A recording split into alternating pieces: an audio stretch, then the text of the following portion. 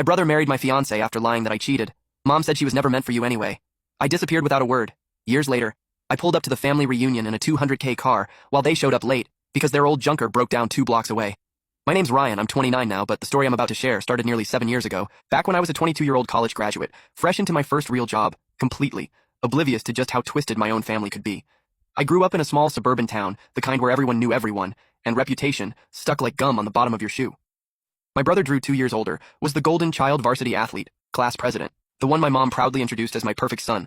I was the quiet one, the smart one, if we're being generous, but in our household brains never won over charm. My parents, or more specifically, my mom always favored Drew. If I got an A, Drew C+ was still celebrated because who's under so much pressure with sports? If I got a job offer, she'd ask if it paid more than Drew's. Spoiler, it didn't. And even if it did, she just changed the subject. My dad. He was a neutral ghost in the background, rarely standing up to mom and never getting involved in her family decisions, and those decisions usually meant Drew got what he wanted, when he wanted it. I met Emily at a coffee shop downtown. She was smart, kind, and had this way of listening that made you feel like the only person in the room. We started dating during my senior year of college, and even as I graduated and moved into the whirlwind of corporate life, we stuck together. We weren't flashy, no Instagram couple nonsense, but we were solid, at least I thought we were. My family never fully warmed up to her. My mom would constantly make little remarks like, she's cute but not really your level. My brother, he was civil but cold. At the time, I thought it was just the usual territorial sibling thing. Now I know better. The first real crack happened at my graduation dinner. It was supposed to be my celebration, but somehow Drew ended up giving a toast that sounded more like a resume reading of his own accomplishments. It's amazing seeing my little brother graduate. I remember when he couldn't even throw a football. He joked, making the whole table laugh, except Emily, who gave me a sympathetic glance. I brushed it off. Drew had always needed the spotlight. I was used to dimming my own so he could shine. Looking back, that dinner was a warning shot. A few months later, Emily and I moved in together. It was a modest apartment in the city, nothing special, but we made it ours.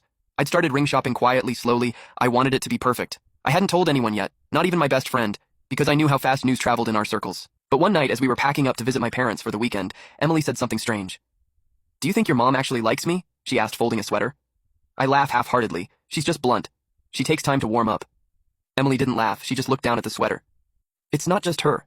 Drew gives me this weird vibe, like he stares sometimes when you're not looking, or he'll ask me strange questions. Last week he texted me asking what kind of wine I liked, randomly. My stomach twisted. She shrugged. It was probably nothing. That it wasn't nothing, that was the moment. Something inside me started watching. I became a little more alert when we were around family. I started noticing Drew's long glances, how his tone changed when he spoke to her, too smooth, too familiar. And my mom, she'd keep inviting Drew to events we were both supposed to attend, movie nights, dinners, and then accidentally forget to tell me until the last minute, claiming she assumed I was busy with work. Then came the birthday party. Emily turned 24 in July, and I threw her a small celebration at our place. Just a few friends, cake, wine, some music. I wasn't planning to invite my family, but Emily thought it'd be a nice gesture, so I caved. My mom and Drew showed up late, unannounced, and brought a bottle of champagne that probably cost more than my rent. My mom hugged Emily tightly, too tightly, and whispered something I couldn't hear. Drew walked in like he owned the place, complimented her outfit, then joked, "You sure you're not out of his league?" Everyone laughed. I didn't. After that night, Emily seemed off distant. She smiled, less touch me less. I chalked it up to stress. She was applying to grad school after all, but a quiet voice in the back of my mind whispered, "Something's wrong." Then came the proposal, or what was supposed to be. I'd planned a weekend trip, mountains, cabin, quiet. I had the ring, I had the words. I knew we were supposed to leave. Emily sat me down and said, "I don't think I can do this." At first I thought she meant the trip. Then she said, "Use I blink." "What are you talking about?" Her voice trembled. "I know about the other girl, Ryan." My heart dropped. "What other girl?" She looked like she was trying to be brave, but her hands were shaking.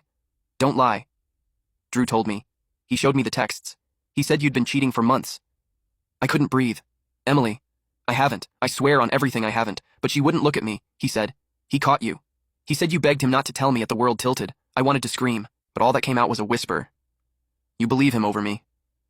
There was silence, and in that silence, everything between us shattered. Emily moved out a week later. My mom called once, about to ask how I was, but to say, "You'll be okay, sweetie." She was never meant for you anyway. I didn't respond. Then came the final blow. 3 months after the breakup, I got a text from an old college. "Hey man, you seeing this?" Attached was a photo from a Facebook engagement announcement. Drew and Emily smiling, her hand on his chest, flashing my ring. I stared at it for a long time. I thought I'd cry. Instead, I laughed. A small hollow sound that echoed in my empty apartment.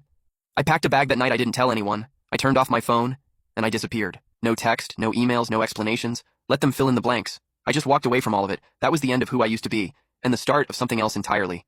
I vanished, not in the dramatic burn everything down kind of way, just quietly, deliberately. I quit my job, broke the lease, deleted every social media account I had, and bought a used sedan. With what little savings I had left, I drove west toward states I'd never seen, mountains I'd only read about, and towns where no one had ever heard the name, Ryan Bennett A. For the first time in my life, I didn't have to live in Drew's shadow or shrink under my mother's disapproval. It was terrifying, and it was freedom. For 2 years, I worked odd jobs and moved often, sometimes a bartender, other times a barista, once even a bellhop at a ski lodge in Colorado. I learned to love silence. I read a lot. I kept a notebook filled it with ideas. One of them, a startup concept I dreamed about in college, but never had the guts to pursue, slowly began to take shape.